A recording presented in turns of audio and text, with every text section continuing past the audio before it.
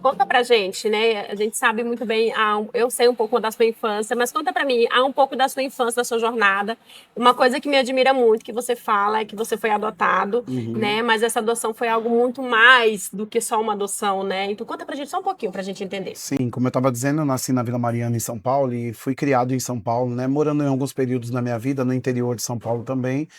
E desde pequeno, desde muito cedo, não tenho memória de quando isso aconteceu com consciência, mas eu me lembro de crescer, ouvir minha mãe e meu pai contarem a mesma história para mim. Meu pai menos do que minha mãe, meu pai não gosta muito de tocar nesse assunto, mas a minha mãe sempre foi muito tranquila para falar sobre isso, sobre esse processo de adoção, né? Então não foi uma coisa que eu tomei um choque depois que eu tinha 15, 16, 17 anos e aquela notícia chegou para mim. Desde muito pequeno eu cresci sabendo que eu tinha sido adotado, que eu era filho do coração do meu pai e da minha mãe, né?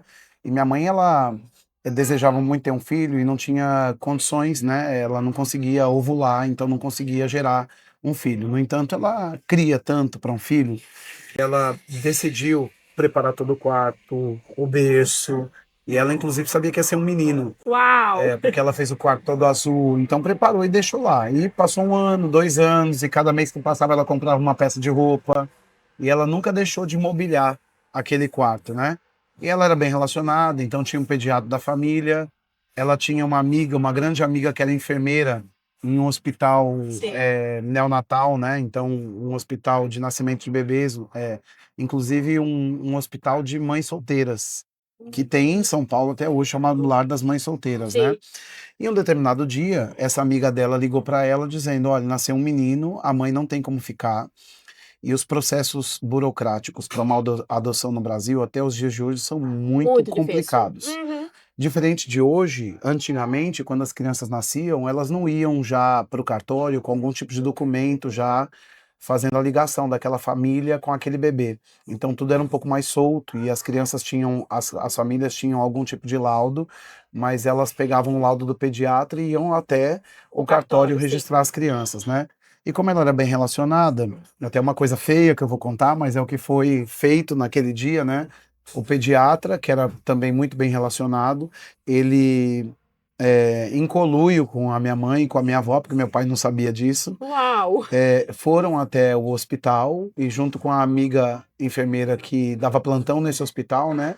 Então foram até a mãe, minha mãe biológica, que eu não a conheço, nem sei quem é, e ouviram dela que ela não queria cuidar daquele filho, ela só queria voltar para a cidade natal dela, que eu também não sei onde fica. Minha mãe dizia que era no sul do Brasil, na região do Paraná, mas nem ela sabia direito.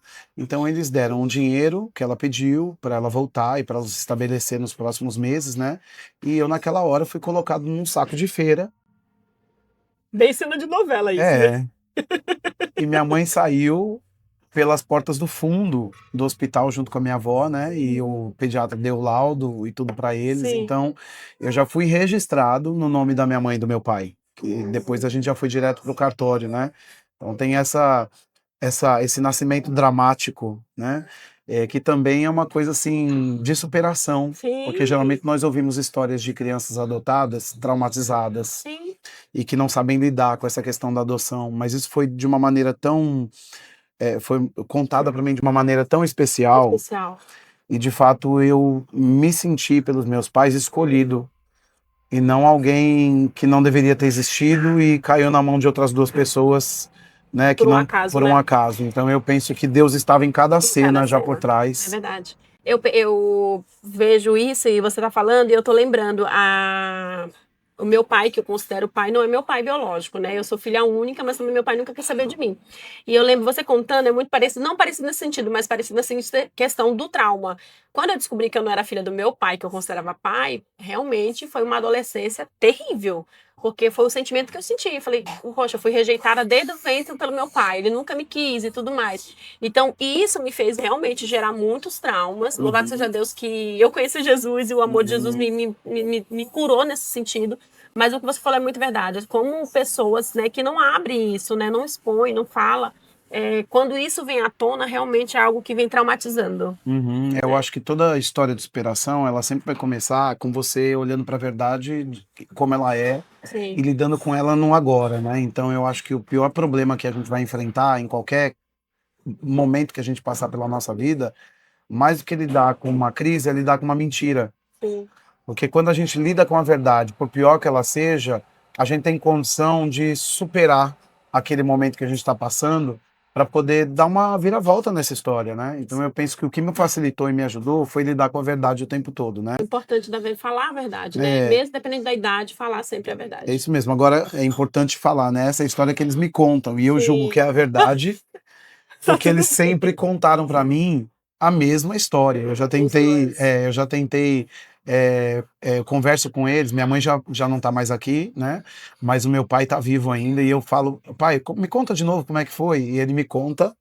Não, e só por questão de curiosidade, como foi quando ela chegou em casa com o bebê? O que que seu pai fez? Então, Falou. meu pai estava trabalhando e ele ficou surpreso, mas a minha mãe era uma mulher assim muito dominadora, né? E ela de fato governava a nossa casa. Sim. Então, meu pai, aí ele só dá a última palavra dele é sim, sim, ok, né? Então Então tá a tudo gente tinha um certo. lar assim um pouco, a minha mãe era um pouco autoritária, né? E ela estava esperando aquilo junto com ele. Sim. Como não aconteceu biologicamente falando, naturalmente falando, né? Então aquele caminho já era um caminho que eles estavam predispostos a tomar Sim. e se preparando para aquilo, mas a burocracia era muito grande. Como eles tinham, esse médico inclusive era um pediatra renomado e da família, então facilitou muito os processos todos, né? Uhum. E talvez juridicamente até feio contar uma coisa dessa, mas eu sou vítima dessa história, então me sinto à Sim, vontade para eu poder sim. compartilhar, né?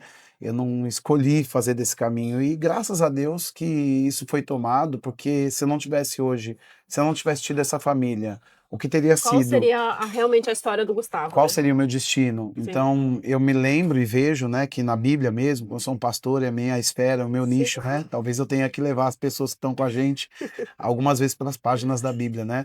Moisés, ele viveu essa história, né? Sim.